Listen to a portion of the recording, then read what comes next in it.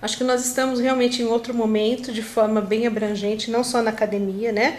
Na academia não nos interessa apenas ler, acho que isso todos nós já damos conta bem, até pelos recursos, pelas disponibilidade que nós temos, né? O tipo de possibilidade de contato com a língua estrangeira hoje é muito maior, sobretudo por causa da tecnologia, de internet, etc. Todos nós lemos muito mais, até ouvimos mais, porque nós temos questão de TV a cabo, etc., dependendo de cada sociedade, mas né, temos essas possibilidades. Com o DVD, nós podemos ouvir os filmes sem o caption, a legenda. Enfim, né, nós temos possibilidades muito maiores e concretas do que nós tínhamos na época de surgimento, ou na época, digamos assim, do boom do inglês instrumental no Brasil.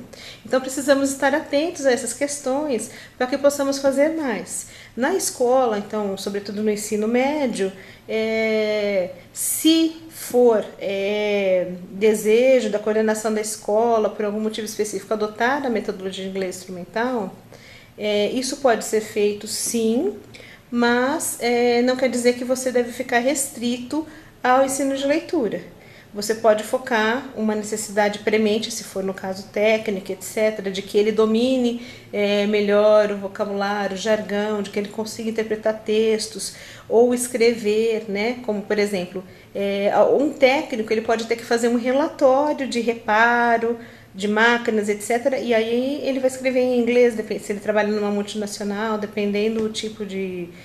eu tenho experiência com a aviação, né? Que a aviação, toda a parte de manutenção de aeronaves tem que ser reportado em inglês o que foi feito, por uma questão da Federação Internacional que tem que checar se foi feito. Então eles têm que escrever em inglês.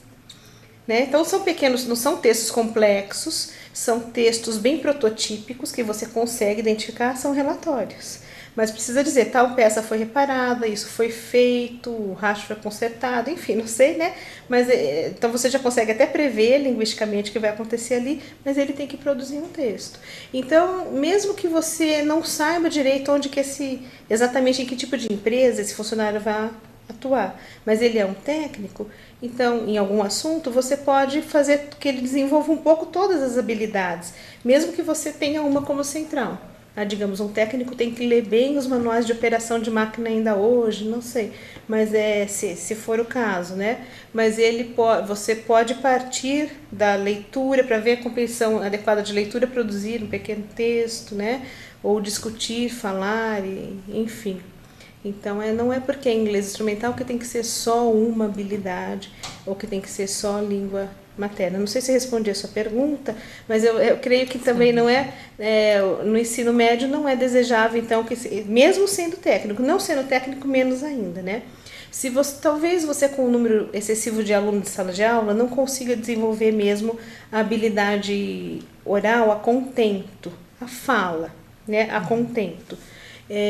Mas se você, por meio dessa língua, ensinar cultura, ensinar a uma outra leitura do mundo e uma representação, às vezes até com a questão dos gêneros que os alunos já conhecem, são muito familiarizados, como a questão dos Orkuts, etc., né? Se você conseguir com que ele faça isso em inglês, que ele discuta um pouco como que é esse gênero, como que é inglês, que ele tenha condições talvez de estabelecer contato com pessoas de outra cultura por meio da língua, você terá feito um trabalho fantástico, ainda que esse aluno não fale inglês. É verdade, é verdade. Porque o grande mito é que precisa falar a língua, né? E eu não sei se a senhora concorda, mas às vezes eu penso que o inglês instrumental, hoje, especialmente em universidades, faculdades, possa ser uma porta de um impulso para que as pessoas continuem a língua inglesa, desenvolvam as outras habilidades. Sim. Né? Então tem essa questão, como eu disse, da necessidade, que às vezes no momento você tem uma necessidade mais premente, mas que pode despertar sim um interesse. Né? Toda a questão de instrumental da língua, ela também tem uma questão muito de encorajamento. Né? Porque olha, a língua é muito complexa e tal, eu tenho que aprender a fazer isso. Ó, existe um caminho, né, uma maneira de desenvolver o material, de planejar para que você atinja isso. Só que por você ser especialista numa área, você tem muito a contribuir.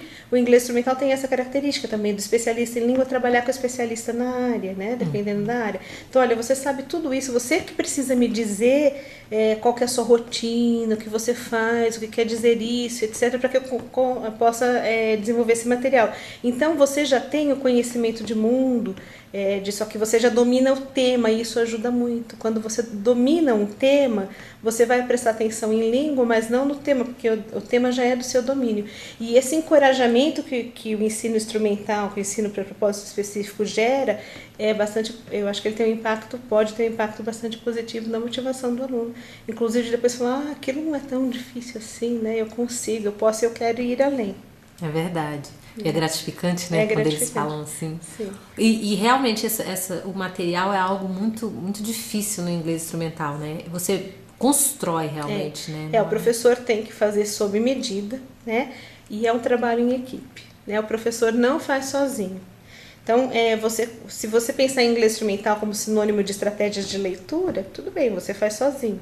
Mas se você considerar que não é isso, né, que não é só estratégia de leitura de qualquer texto, qual tipo de texto que está envolvido ali, né, o que o aluno vai precisar.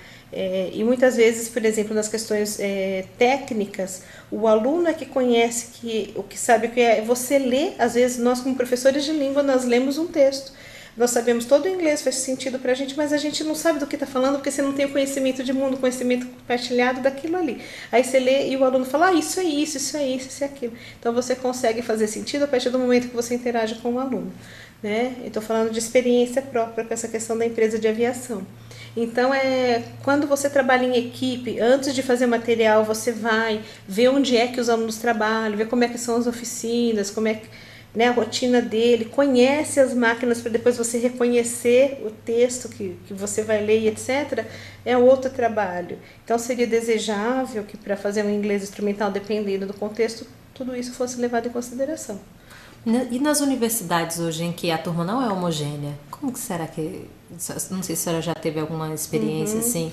Por exemplo, aqui no caso da UNB é assim, a matéria é uma matéria que pode ser optativa e a pessoa pega para cumprir créditos a mais, e ali tem várias áreas, né? Desde medicina e vai passando a administração e letras, cada um com um interesse diferente.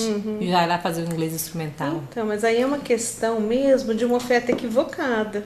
Porque o inglês instrumental, ele é isso, ele é um propósito específico, especificável, né? Que você sabe dizer porquê e que você possa encontrar, então, o material bruto que vai atender essa necessidade.